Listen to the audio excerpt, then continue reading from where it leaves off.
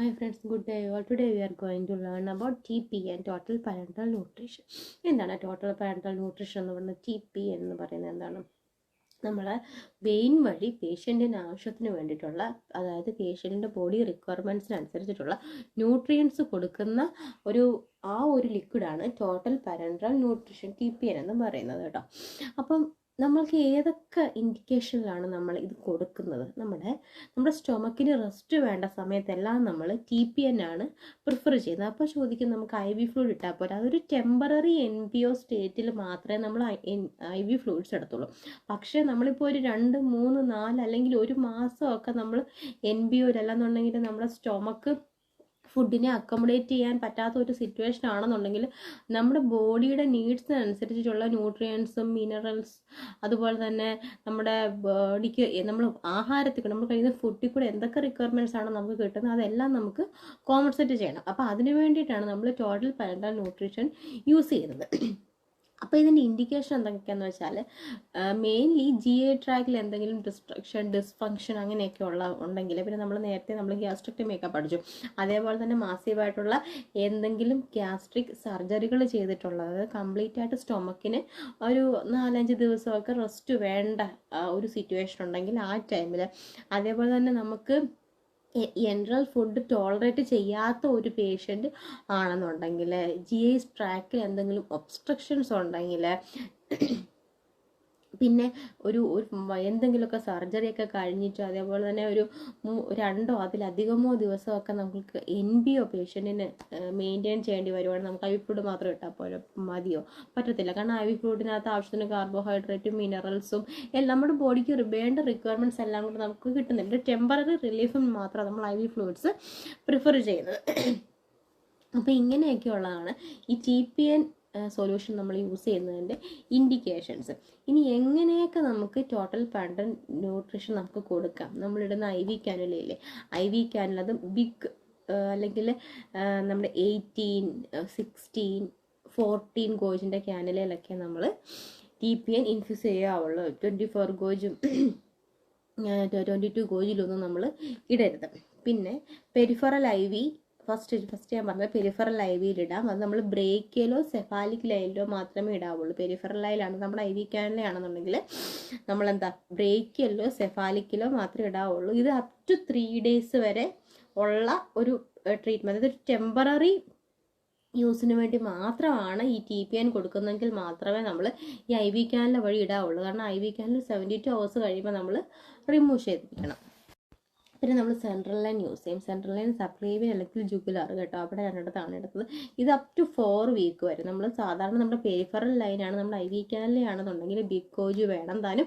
അതൊരു up to 3 days വരേക്കുള്ള temporary യൂസിനാണ്. പിന്നെ up to 4 week വരെ ഉള്ളതാണെങ്കിൽ നമുക്ക് സെൻട്രൽ ലൈൻ യൂസ് ചെയ്യാം. ഇനി 4 week കഴിഞ്ഞും പേഷ്യൻ്റ് TPN വേണം എന്നുള്ളതാണ്, അതായത് ഒരു ലോങ് ടൈം പ്ലാനിലോട്ടാണ് നമ്മൾ പ്ലാൻ ചെയ്യുന്നതെന്നുണ്ടെങ്കിൽ പിക് ലൈൻ നമ്മൾ യൂസ് ചെയ്യും. പെരിഫറലി ഇൻസേർട്ടർ സെൻട്രൽ ആണ് കേട്ടോ.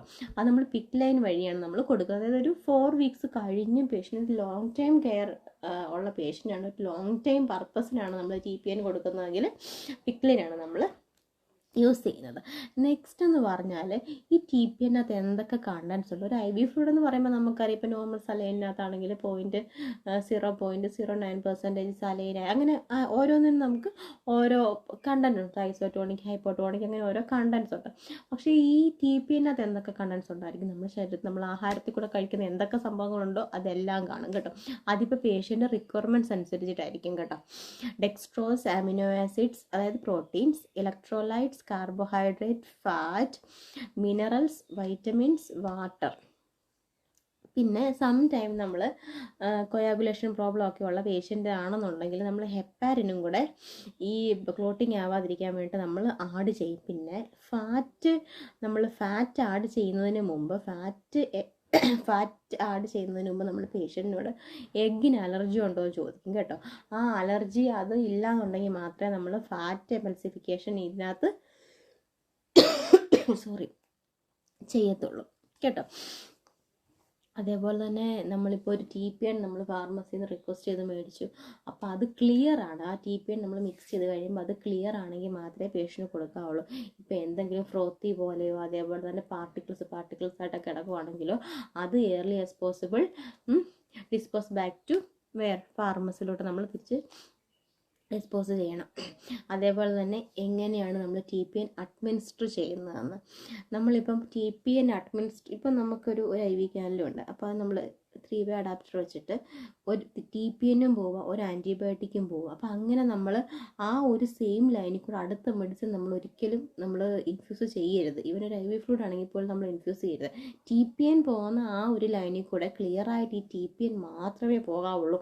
അതിൻ്റെ കൂട്ടത്തിൽ വേറെ എന്തെങ്കിലും ഒരു ആൻറ്റിബയോട്ടിക്കോ അല്ലെങ്കിൽ ഒരു ബ്ലഡ് ട്രാൻസ്ഫ്യൂഷനോ അങ്ങനെ ഒന്നും ഇതിൻ്റെ കൂടെ ടുഗദർ മിക്സ് ആയിട്ട് ഇതിൻ്റെ കൂടെ പോകരുതാണ് നമ്മൾ ആദ്യം ഓർക്കേണ്ട കാര്യം.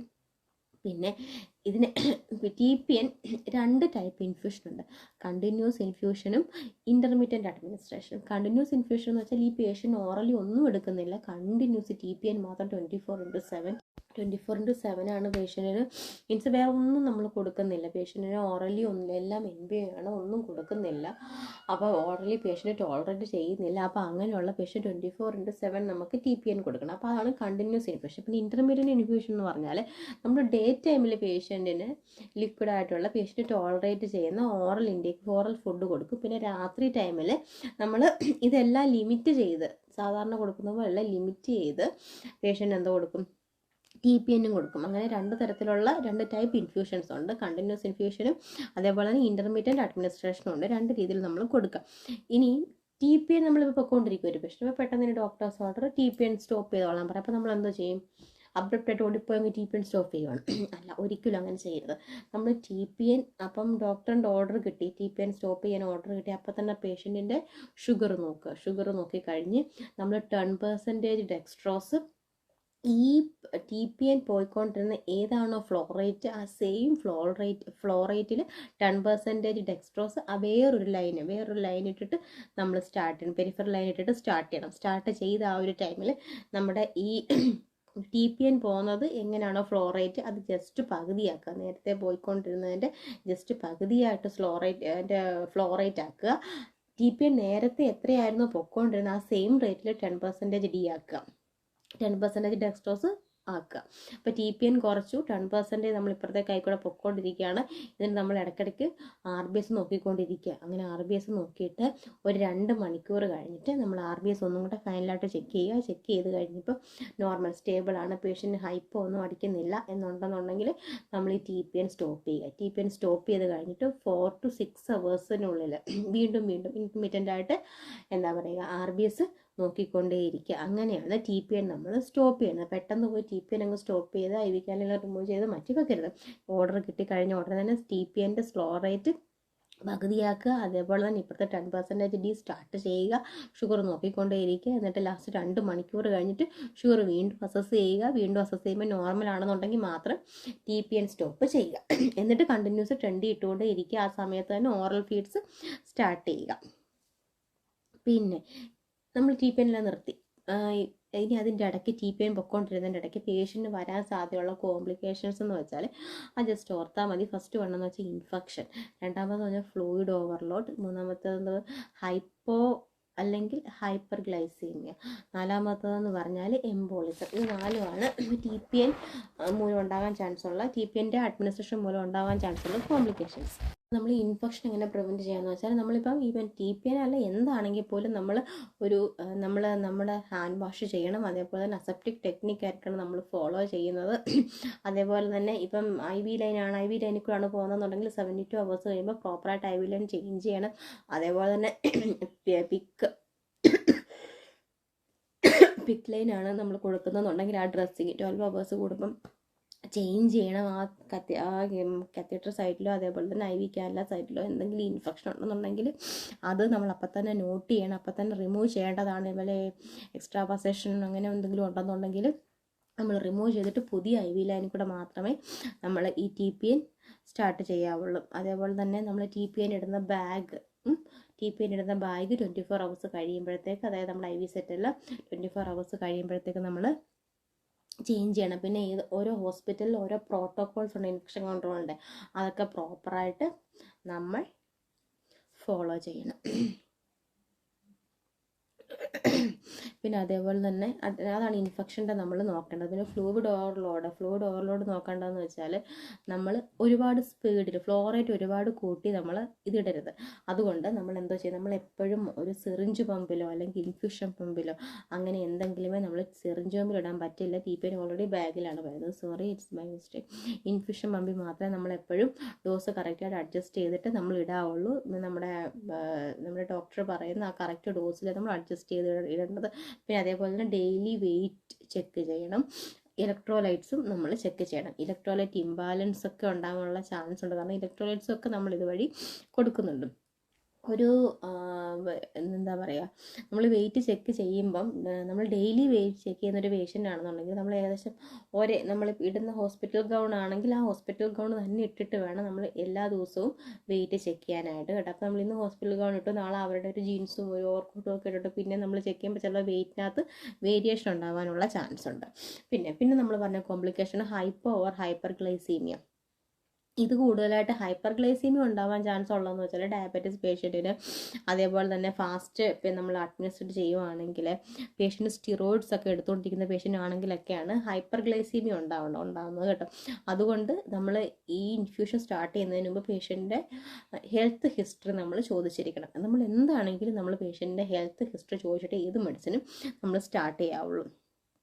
പിന്നെ ഇനി ഹൈപ്പോ ആവാൻ ചാൻസ് ഉള്ളതെന്ന് വെച്ചാൽ നമ്മുടെ ഈ നമ്മളിപ്പോൾ നമ്മൾ ഈ ഇൻഫ്യൂഷൻ പമ്പ് വഴി അല്ല കൊടുക്കുന്നതെന്നുണ്ടെങ്കിൽ നമ്മൾ ചിലപ്പോൾ പേഷ്യൻ്റെ കൈയുടെ പൊസിഷനോ ഒക്കെ വെച്ചിട്ട് ഇതിൻ്റെ ഫ്ലോറേറ്റ് കുറഞ്ഞു പോകാൻ ചാൻസ് ഉണ്ട്. അങ്ങനെ അതൊരു റീസണാണ് ഹൈപ്പോ ആവാനുള്ളത്.